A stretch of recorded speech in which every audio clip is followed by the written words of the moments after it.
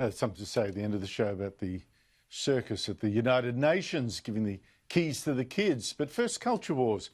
There is something really strange going on in our culture now. I mean, maybe it's panic doing strange things to people, makes them grab for certainties, look for scapegoats, pretend to knowledge that they do not actually have. And I'm just talking about the media there.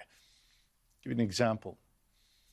Up until a couple of weeks ago, you were the biggest idiot. You were so selfish if you wore a face mask. Here is a compilation of things you might have seen, just part of a video clip put together by Mohammed, and apologies for the quality of the vision, but the content is too good to miss.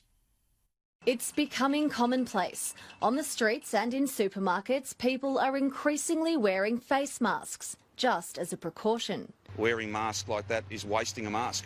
No one should go around wearing and wasting face masks, please. Oh, I didn't get the real clip. I'm sorry, totally my fault. Although my producer says, never tell them you've made a mistake, which I have, so I'm going to get a bad call. Never mind.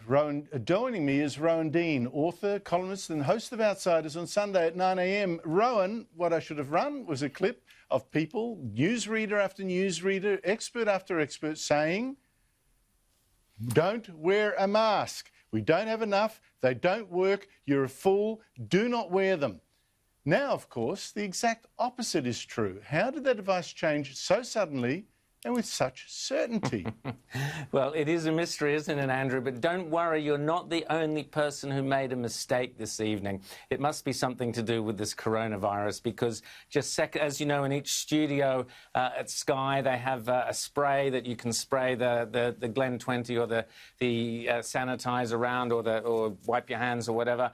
And I took my microphone on, and I came into the studio, and I picked up the spray and sprayed the microphone like this and put it back. And Michael, the technical director, said in my ear, "You just sprayed your microphone with hairspray. Is there a reason why you've done that?" So not the only one to make a mistake, Andrew. So if I'm speaking through hairspray, that's what's happening there. But as for the masks, what we've got is authoritarianism meets ignorance. And we've seen that all the way through the coronavirus pandemic. We've had this desperate requirement, this almost lust for authoritarian governments around the West. And at the same time with the coronavirus, it's been, because it's a new virus, it's the novel coronavirus, no one's really known the ground rules, what we've got to do, how dangerous is it, what are its features, how best to fight it. So everyone's been feeling their way through. At the same time, we've had this mad desire to never admit mistakes and to always be authoritarian. The government must tell you what to do. The government must tell you what to do. Please tell us what to do. Please save us. So these governments have been feeling their way in the dark. So one week the advice is don't wear masks. So they've gone, oh, we've got to be strong and tough. Don't wear masks. And the more authoritarian the leader is, and Dan Andrews is one of the most authoritarian in Australia. In America, there are plenty of left-wing authoritarians as well, but they come down with these hard and fast rules, and that's why you saw in Victoria every single bit of kind of, well, we maybe should do this or maybe should do that, was twisted and distorted to the point where, you know, you were getting arrested for hitting a golf ball or getting arrested for sitting on the end of the pier, because the authoritarianism was met with ignorance, and the two things were working hand in hand, rather than sitting back and relying on common sense, which is something you've talked about right from the beginning of this pandemic, as we have on Outsiders and other shows. Just say, why don't we just use common sense and the goodwill of the people to do the right thing, give them the information, and then let them decide? Because if you ask most people, do you want to risk going down the street, maybe catching a virus which can kill, particularly if you're old and fat and asthmatic and got a heart condition? Yes. It can kill. Do you want? A lot of people would say, "Well, I will take that chance." And plenty of other people would say no. Yes. Yeah, the government takes that choice out of them, you know. Exactly. But also with the face mask thing, you know, I can't understand it. They say they're changing their mind because a Lancet survey a few weeks ago said, "Hey, listen, they can cut infections, particularly if you're wearing one and you're infective. The infection doesn't spread as much." But yet, how does that negate study after study? expert after expert for months telling us that, in fact, most of these face masks do not work. People touch them, they don't use them correctly, they take them off the wrong way, they get infected. Hello, you know, how can things turn on a dime that quickly?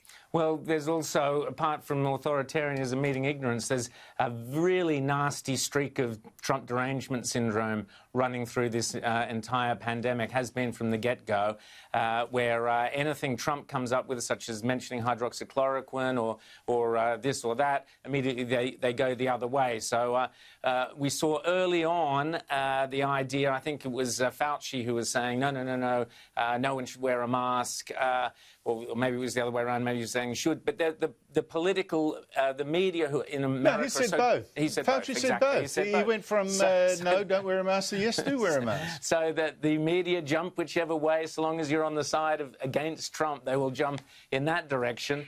Now that Trump is wearing a mask, I bet they start saying, oh, no, masks are terrible, because for a while there, Biden had one and Trump didn't, so masks suddenly were all the rage. Now I bet that suddenly we'll find a reason that they're not so good or effective after all. I mean, it is just ridiculous, and we should be using common sense. And people, as you said before, if you do give people all the latest up-to-date information, even if some of it is contradictory from different studies, allow people to make up their own mind. Otherwise, we end up in this madness, this insane world which is upside down, where people are looking to their governments and not really understanding what their governments are telling them. Look, if masks were that great, why do we have to keep maintaining social distance? The answer is it's still dangerous to be close to people. That's where you get your most infections. Keep your distance. And wearing a mask gives many people a sense of false security, and they start dropping their guard. Rowan, the West Australian Labor Premier Mark McGowan complains that when Prime Minister Scott Morrison rings him, and he rings often, McGowan's 11-year-old daughter often picks up the phone, and so gets on so well with the PM that McGowan now says, I'm now quite concerned that she's becoming a Liberal. What does this anecdote tell you? Because, frankly, I don't believe this. Well, I think it's fascinating. I love the idea. If only it were true, it would be terrific. But it lends itself to this idea that if you can influence children, you can bring them up in a certain way, and if they have role models, they will go that way politically. It's a lovely idea. But I'm not sure that the young girl, unfortunately, will escape the Labor world that she is in as she grows up. She'll probably find herself not given much choice, who knows, but she might become a great Liberal. That would be fantastic. Apparently, it's the love of netball that they share. I always distrust instant conservatives, to be honest. That might include a couple of my kids. I shouldn't say that. I think you get your conservatism beaten into you. You start off Labor and then life tells you you're wrong. But I doubt the story, because I reckon that Morrison is more likely to become Labor than McGowan's daughter to become Liberal, because this is a man, Rowan. Explain this to me. He has hired or brought in for advice ACTU boss Sally McManus, who's way to the left, former Labor Minister and global warming hardliner Greg Combet, also a former ACTU boss, and former union boss and Labor man and friend Paul Howes. Meanwhile, he refuses to back his treasurer, Josh Frydenberg. And Frydenberg last week said the great conservatives, Ronald Reagan, Margaret Thatcher, are inspiring him in the reforms he'd like to make to this country. And Morrison, when asked about this, couldn't even mention the words Reagan and Thatcher. So you tell me, is Scott Morrison converting anyone into becoming a Liberal?